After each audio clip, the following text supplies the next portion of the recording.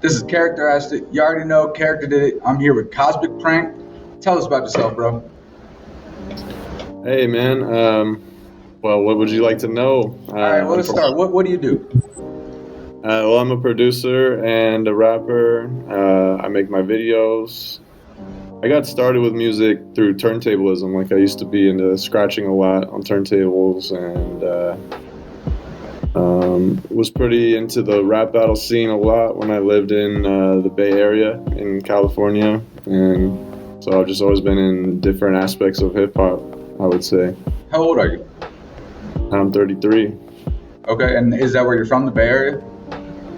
I'm from between Los Angeles and like San Francisco. It's called the Central Coast. I moved up to Santa Cruz for university, and I lived in that area for 4 years. And now I actually live in Italy. I'm a dual citizen of the U.S. and Italy, and I've always had this ability, at least since I was around 20. And I decided to see how that would be, and I teach English out here, and I work on music out here. How long have you been in Italy? Almost a year. I came August 20th of last year.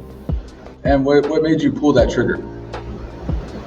And I guess just a variety of reasons of feeling like life is short, kind of, and I have this ability. No one else in my family has actually done this, even though they have the ability to. Like my sister, my 3 cousins, they all have. What gives you the ability to? Because my grandfather was born in Italy, and so they extend possibility of citizenship to people that have left the country recently. Huh. Yeah, and it still takes a long time and a lot of bureaucracy. I mean, this country is known for bureaucracy, but you have to do a lot of, like, you got to go to Ellis Island and show that your family immigrated through Ellis Island, and you have to do a lot of stuff like that. Wow. Yeah. But once you have it, I mean, it's essentially like you were born here. I have to pay taxes in both countries. That's the one downside, but it's not so bad. Hell yeah. So what did you do after high school? After high school, I went to university. I went to UC Santa Cruz. In high school, I was really I was like the person known as like being super involved with hip hop, you know. I mean, I did graffiti. I was the only kid people probably knew in my particular high school who had like a pair of vinyl turntables and like was DJing parties and was like scratching on turntables all the time, and who was like rapping in between classes, like with friends, you know. Then I got up at the university and I just met a bunch of people that were really into the rap battle scene, which was like burgeoning in that area at the time. It was kind of the time when rap battles were known for what you see in like 8 Mile, I guess, where like, you know, for somebody who doesn't really know like the whole history of it. You probably think rap battles and they think like 8 Mile and they think of like a beat. They think of a beat. So it's guys rapping over a beat. And around like 2006, 2007, 2008, that really started to change to just a cappella battles. And that's still pretty much the trend as of now. Like, I think mostly because you're not as constrained to the beat, and you're more, what you said is more clear. There's less of an emphasis on, oh, I have to be freestyling, I have to be coming up with this right now. Instead, opponents like research on each other and like prepare for each other for years. And so I met guys that were into that, and through that I was like really interested in that scene. And then I met producers. So I DJ'd and rapped for years before I felt like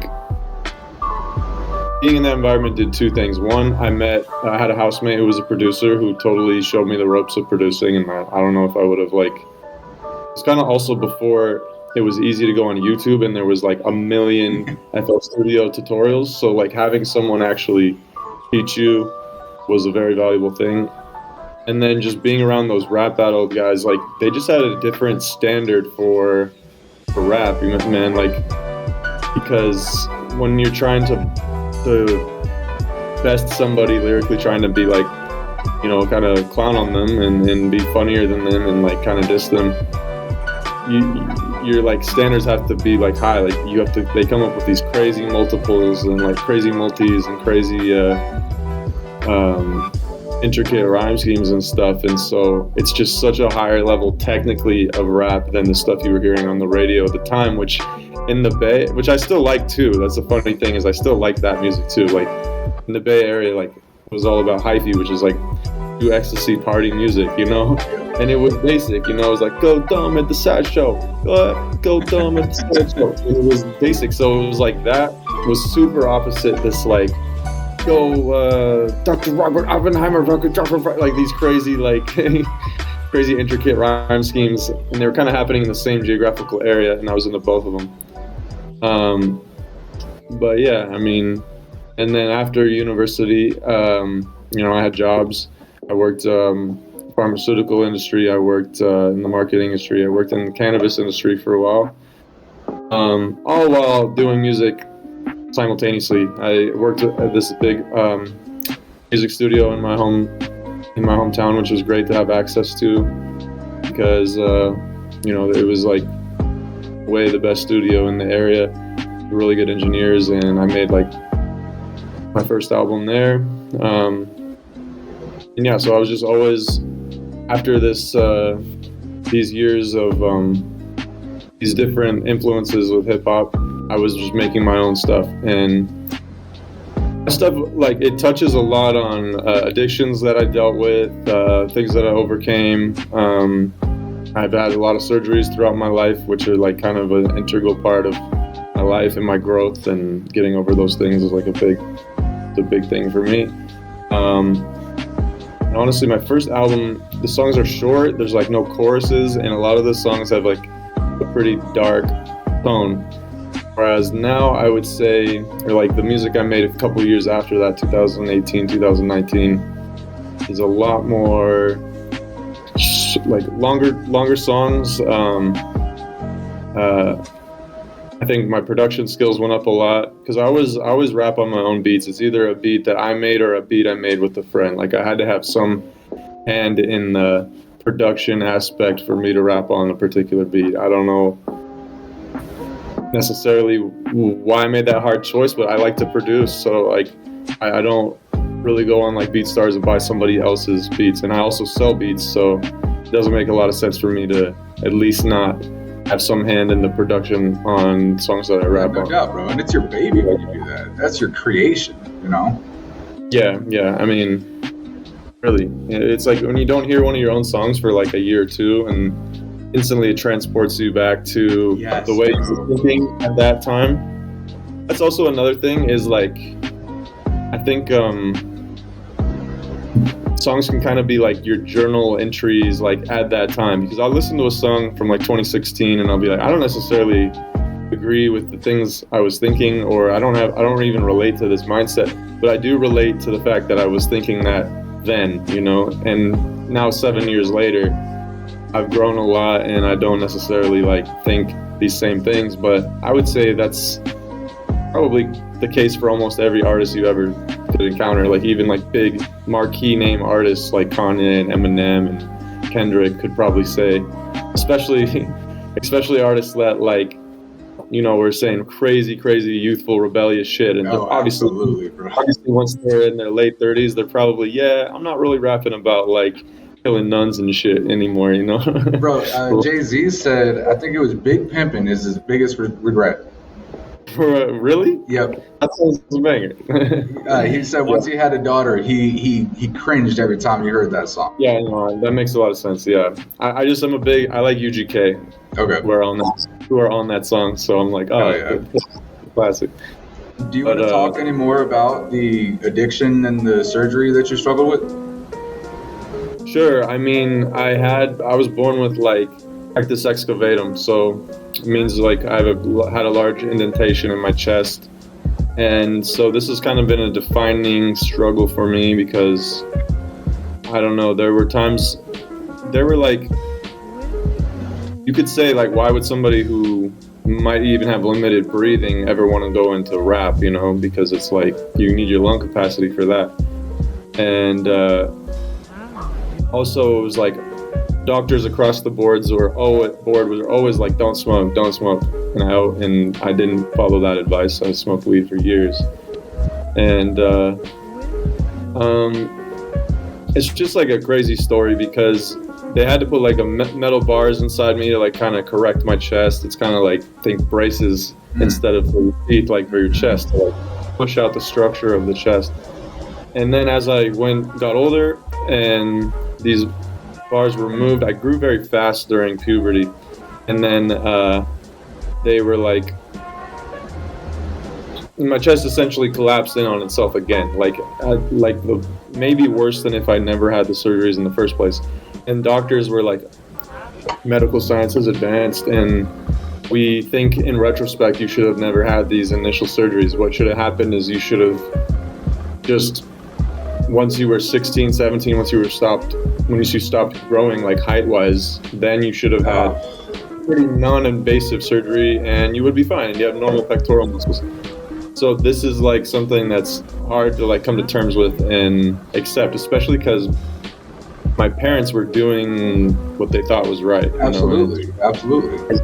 Not great. And then my dad died when I was 5, so my mom has to kind of like shoulder any of the like blame. Like when I remember that doctor visit, because it was like my mom was like fuck and I was like fuck. Because it was like, man, this is a hard thing to hear, that this initial surgery shouldn't have happened in the first place. So actually, like, you know, I went to a lot of doctors like in the US to see what could be done about fixing this new situation when I'm 16, 17. They were all like, I don't know, man, this is a complicated thing. We've never had to deal with something like this. They have essentially were all like, we don't know how to help you. And luckily, like my mom, you know, is a great woman. She was relentless about finding somebody that could help me, and eventually we found somebody in Germany. So I mean, I did surgery in Germany when I was 18 years old, and so the surgery when they put in new metal bars was when I was 18, and the surgery when I removed those was in 2013. Wow. Yeah, it was in 2008 and then the 2013. And so, like, the end result is that, I mean, I'm a healthy man. Like, I have a lot of scars. I don't have a lot of feeling. Like, all the nerves have been, like, kind of destroyed in a lot of parts of my chest. And maybe my lung capacity isn't what it would be normally. From a profile view, it's like I don't really have, like, defined pectorals. I've come to find that, like, this is something that I let bother me a lot more than it bothers other people. Like this has like been a huge thing in my life for sure, but I was always really worried, like with dating and stuff. I was like, oh, girls aren't gonna like this, and I would get nervous about, like, you know, you get with the girl and it's time to like take our shirts off and stuff, and it really like mentally messed with me a lot. And so I would say that I'm over that at this point in my life, and I've been with women that just don't care or think like my story is like an inspiring thing. But for years it was like not like that, and I would pretty much rely on, you know, drinking too much to like have any interactions with women and stuff. I was like afraid to do it sober and stuff. So I have, you know, these kind of like mental complexes have arisen from this whole situation that I feel I'm doing my best to like get past. And I try to inject that kind of stuff into my music, and then maybe, I mean, hopefully in the future, this is something I want to like go into helping others with that have gone through similar situations. Because I mean, my situation is unique, but I think people can still relate. I mean, I have a friend who I talk to who he's insecure about like his vitiligo, you know, and he's like, man, I don't know, can I date girls anymore? And it's like, I can really relate to that, you know, because it's like, and so, I mean, I've had these addictions that I've used to kind of cope with tragedy and stuff, and I found my life is just a lot better when I'm not in these cycles of using things to cope, where I have like healthy coping mechanisms, hitting the gym, meditation, things like that.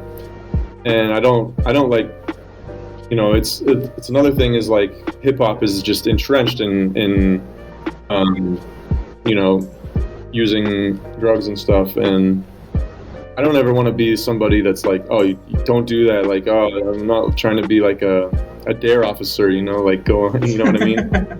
But like, I think some people can relate to the message of, hey, I've taken this thing too far and maybe I'm using it in an unhealthy way. And I want to kind of like inject that into my music more and more. I mean, it already is in many of my songs, but yeah, I mean, that's just where I'm coming from on that. What brought you to the point to decide to find healthier habits and step away from the addictions and drinking and all that? Just the fact that I knew I was not able to really do them casually, I was like, I don't know, like, Steve-O from Jackass, he says like, one is too much and 1,000 is never enough. For me, I think because of my background and because of the way that I developed the relationship with kind of using things to get away from the fact, things I didn't want to think about. I'm not a normal person with my chest. All these other kids have a dad to help them out when shit gets rough, and I don't. And I would kind of have an unhealthy relationship with things, or with these substances. And I think there's many people that go their whole life and they can smoke and they can drink and they can, do whatever else in a more healthy way. But there's certainly examples that all of us have seen. We'd have to be not honest with ourselves to say that there are people out there that seem to have developed an unhealthy relationship with these things. And I just kind of recognized I was spending too much money. It wasn't really helping me, and I just kind of decided to have like all right, I'm done with all this type of response. And I think it's worked out for me pretty well, I would say my life is the best it's ever been at this juncture in my life. So I don't know, things are going well. And I don't know, I'm not like a person that goes to recovery groups or anything like that. It's mostly like an independent recovery kind of thing. I don't even know if I call it recovery. It's more just like I just stopped doing bad things that, like, for me were bad. I'm not labeling as bad for everybody, but for me we're not working out. Hell yeah. And I love the way you put it. Because of the way I developed my relationship with drugs and alcohol as a coping mechanism, that's such a self-aware statement, and that's what is key to kicking any kind of bad habit, is being self-aware. And your mindset is it's super respectable, bro. Like it's admirable, and I think that a lot of people will benefit from hearing what you just said. Yeah, and I mean, it's just important to remember that everybody's like completely different people. I just think about it when I was at the gym today. It's like the people around me at the gym, there's just like people covered in tattoos, there's people with no tattoos, there's people who are just completely different shapes, different looks on their faces.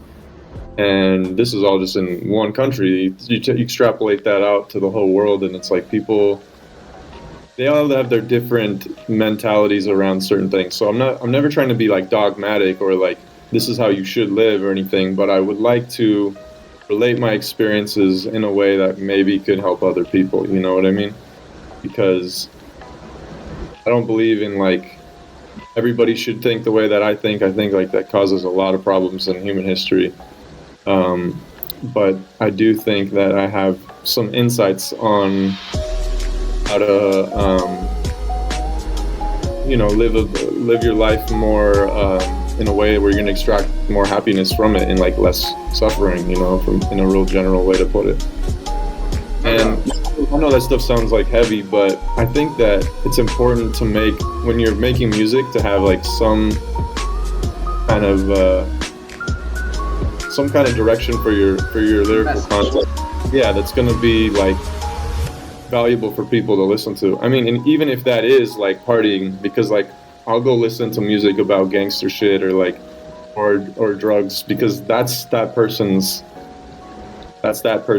experience, Right. And you can learn a lot from that too. Even if what you take away from the song is just like, yeah, like I remember when I was like that, like, and then you just laugh and you're like, okay, whatever. I don't know. There was like times I remember people. I stopped smoking weed and I would still listen to like Devin the Dude. It was like all about smoking weed and stuff. People would be like, isn't this hard for you to listen to now that you stopped smoking weed? I'd be like, no, because it just reminds me of where I was then, and like, it's not even, I just want to like kind of explain that it's not, I have zero like, I'm now better than everybody type of mentality for just quitting things that were personally not healthy for me, you know what I mean? Because you're just a better version of yourself now. I don't avoid friends that drink. I never felt like I needed to avoid friends that smoke. I just like, everybody's different, and like for some people it's like totally cool to do what they want to do, even though like, I don't know, that's just the mentality I have around it. Like, I mean, I organize a social group here and I do it at a brewery. It's not like I need to avoid a brewery because I don't drink. It's like other people drink, so let's do it there where they're gonna enjoy it, you know.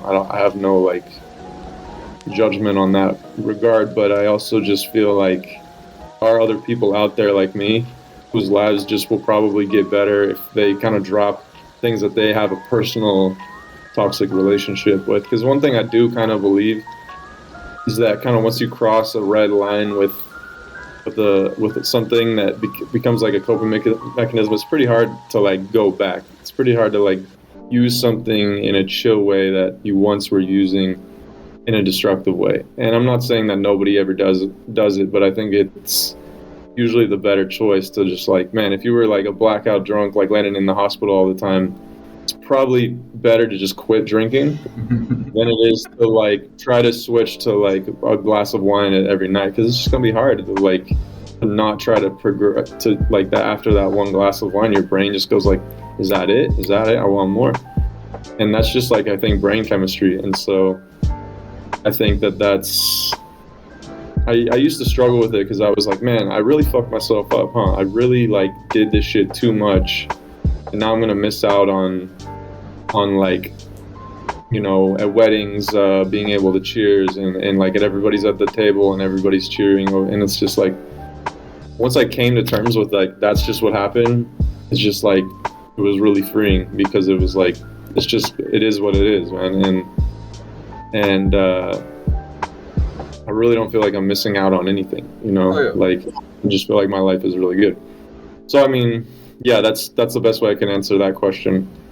And yeah, so going forward, like my goals are to continue making music, but to really like inject my thoughts on like personal development, my thoughts on like healthy living, my thoughts on like kind of like actualizing yourself.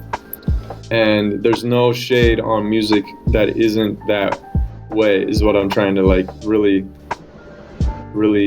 impart too, because like, I mean, all of my favorite influences are probably people that really aren't making that kind of music, you know. Like, I love all the classic gangster rap and like party rap and stuff, and so it's just, I don't have anything to say on those subjects. I have a lot to say on these other subjects, and I love the medium of rap, you know.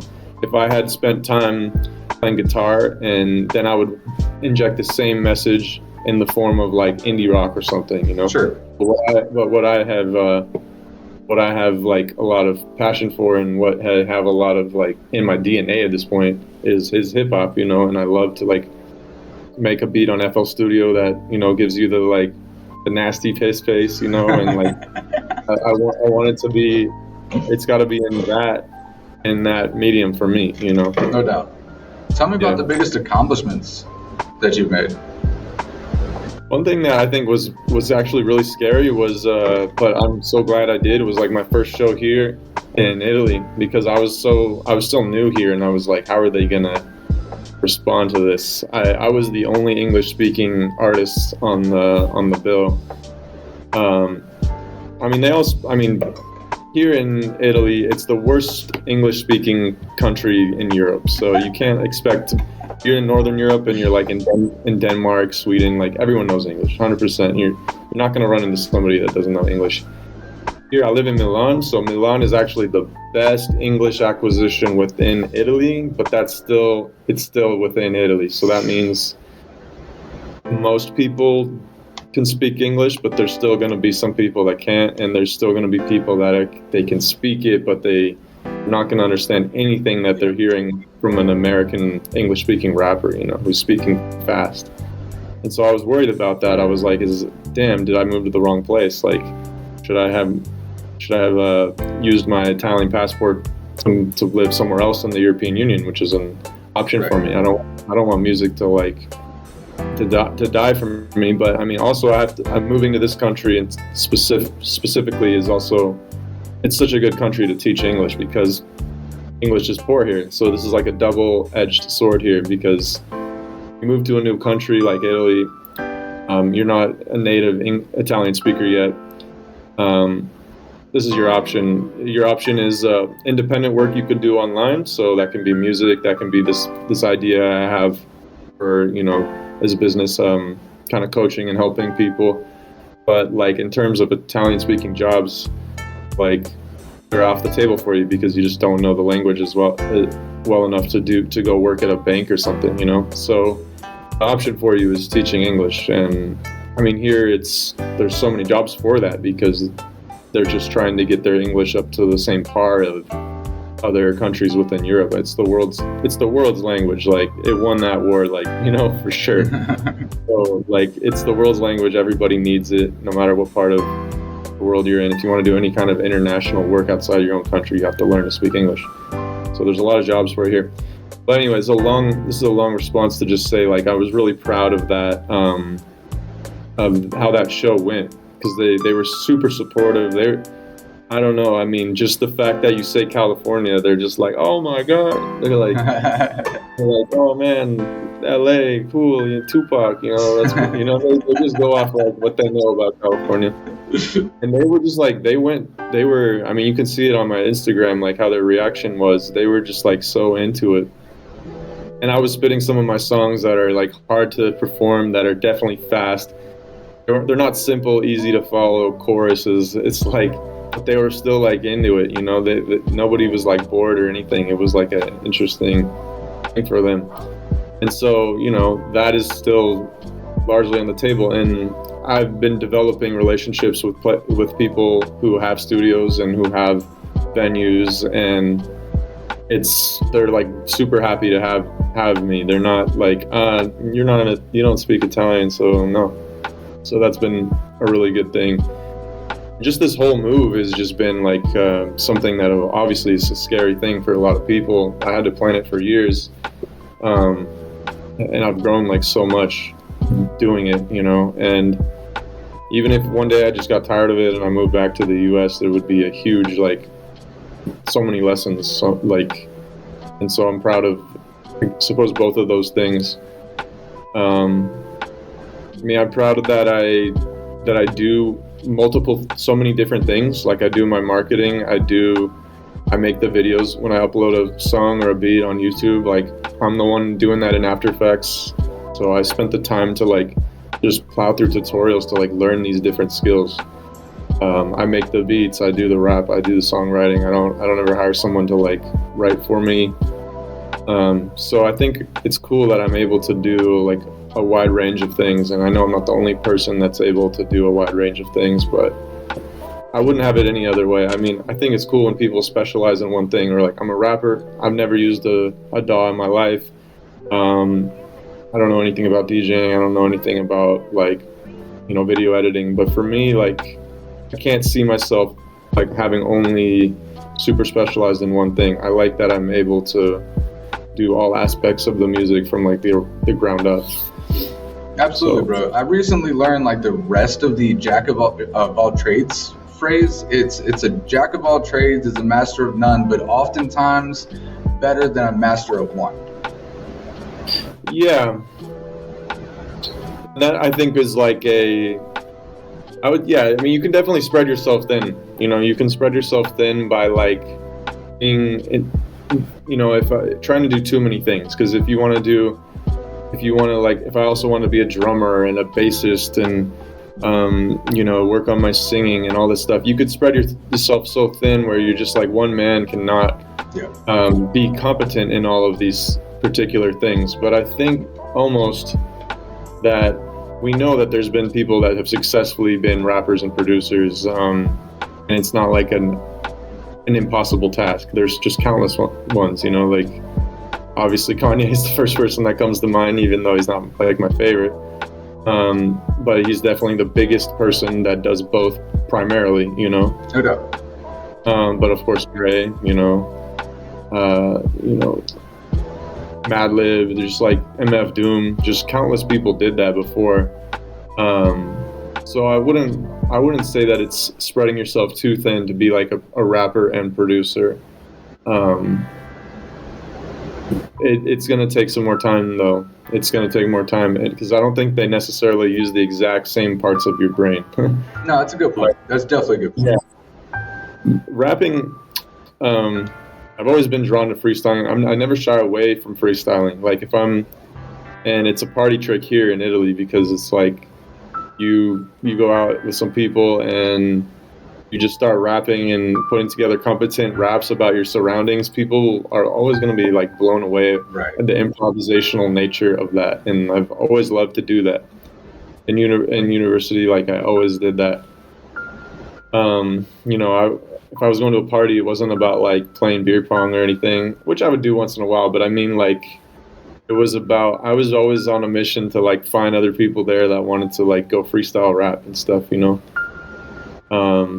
I've always loved that, And then when I did get into producing, I remember being like, I got really frustrated a lot because I was just like, man, this takes so long and there's like so much to learn. Yeah. And the first DAW that I used was Reason. It wasn't FL Studio, it was Reason. And Reason is kind of overly complicated for a beginner because it tries to emulate a real physical studio. So there's like all of the, knobs and all of the VSTs look like physical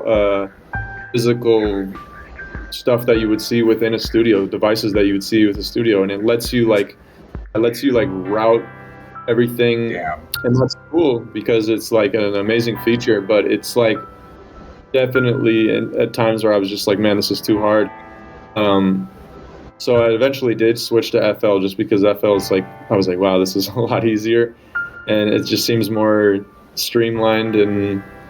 But I mean, who knows if my first album would have sounded the way that it did if I didn't use Reason. So there's no like regret using Reason in the first place.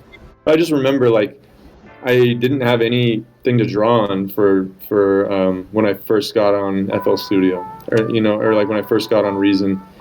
It was like, yeah, I've used some programs, like I've messed around with Photoshop before and things like that, but it was really like a blank slate starting when I was 19, 20, and there wasn't like something to draw on because DJing, you could put me in front of some turntables and I could make songs and I could scratch, and rapping I'd be down to do like all night, but this was like a different thing.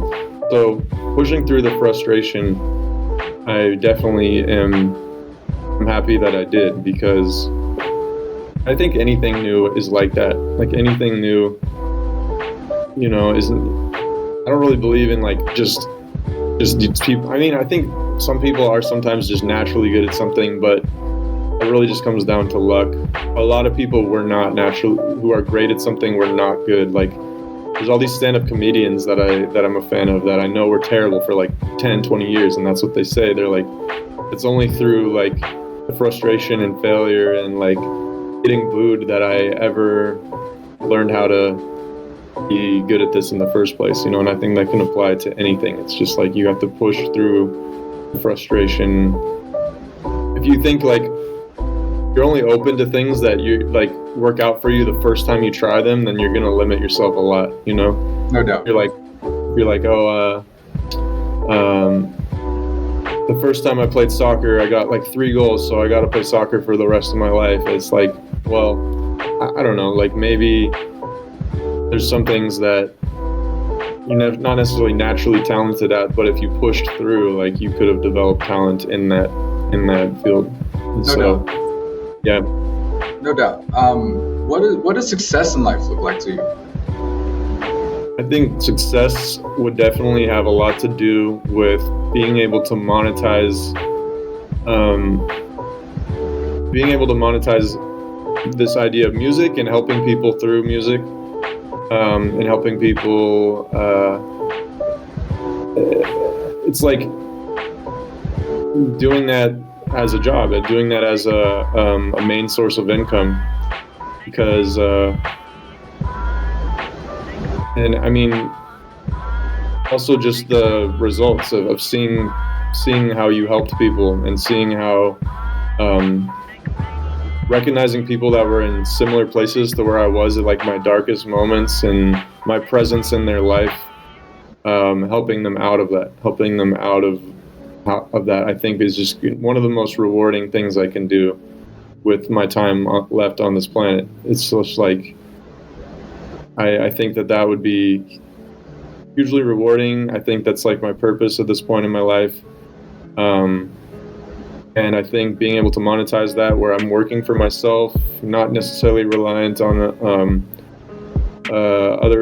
one employer or several other employers, I think would be success to me. And I think it would be the most rewarding to show to my family as well, because it's like they know what I've been through most intimately, and if they, who saw me on like my darkest days, could see me like in a successful music business, helping other people, knowing where I've been, it's just like that's going to be intensely rewarding. And I know I'm on the path for that. Like, I know there doesn't seem to be such a pipe dream. It's like I know the steps required to make the life that I want to make, and now is just getting up each day and putting in the work and doing it and chipping away at the sculpture every day, you know? Absolutely, bro. No doubt. Yeah. Tell me about the name Cosmicprank.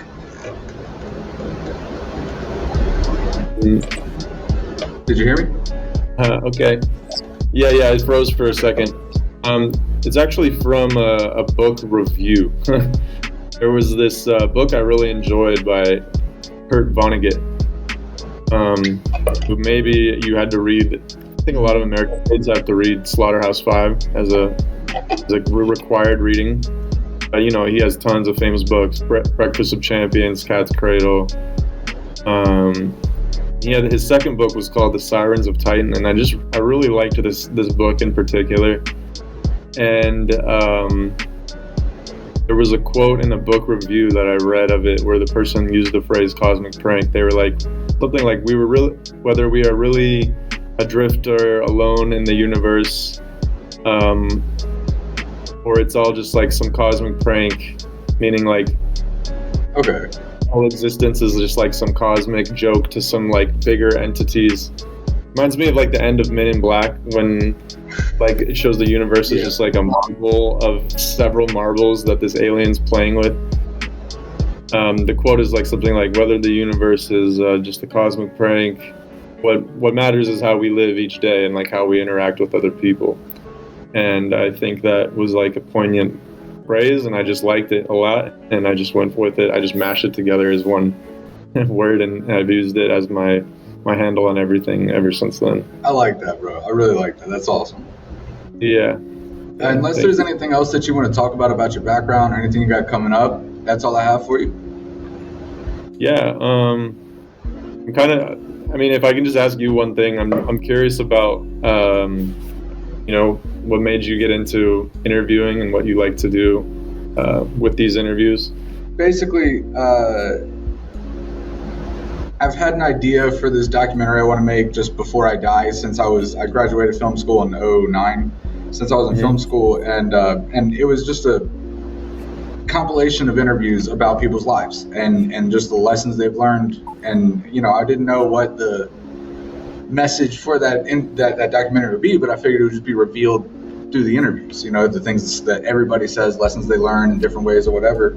And I was asked to cover an interview for someone else's channel 3 months ago, and I hadn't done an interview since college, you know. And I did this interview and it just reignited a fire. And I texted him the next day. I was like, bro, I'm really sorry. I didn't mean to do this, but I'm starting my own thing and I'm running with it. And that was 3 months ago. I've done over 100 interviews. So. Oh, in the last 3 months? Yeah. Wow. Yeah, I mean, you seem like somebody that's been doing this for years, so that's interesting to hear. Yeah. I appreciate it. And like you were saying, though, go back to my first interviews, bro. The first 20 were rough. You know, like I got my list of questions up here. I'm like, okay, what? Oh yeah, okay. So this is the next, you know, and it's just, it gets more natural over time, you know. Yeah. No, it seems like it flows for you really well. And I imagine you just, I mean, I watch, you ever watch Soft White Underbelly? You know that channel? I've heard of it. Honestly, I don't watch any interview podcasts. I don't watch anything. Okay, yeah, well, that's probably, that could be good from your perspective, because if you watch too many other people that are doing what you're doing, then you can, like, you know, overthink what you're doing, because what you're doing is great. But I mean, yeah, I mean, I enjoy his channel a lot, and I mean, he's like a huge interviewer guy. He's a name a lot of people bring up to me. I will check him out. Like I've had my foundation of how I like to do things, so I'll check. I need to start checking more out.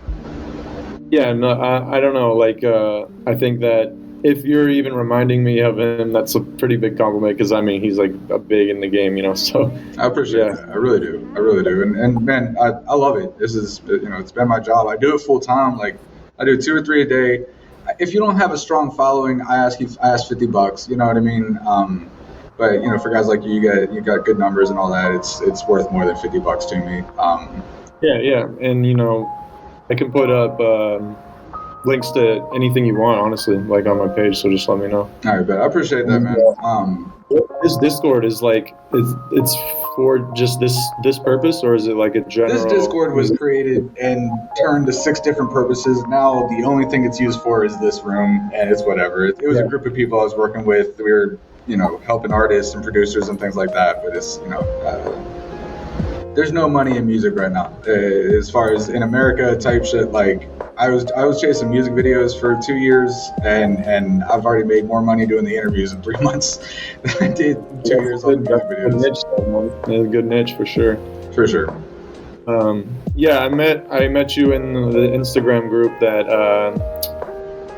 best. I forget. I know how to say his name in my head. Bestadin, bro. I have a whole reel asking him how to pronounce his name in his interview. Yeah. Okay. He's a good guy, man, for sure. He really tries to help artists a lot. He does, bro. Like he's out there more than anyone else I've met, really trying to help independent artists. Yeah. He and my Discord are like cross promoted. Oh, nice. So if you ever want to hop in there too, feel free. Gotcha. I will, bro. I hope I can find time for Discord one day. This is the only thing I use it for right now, and yeah. I mean, between my editing and then 2 or 3 interviews a day, I have no time. Yeah.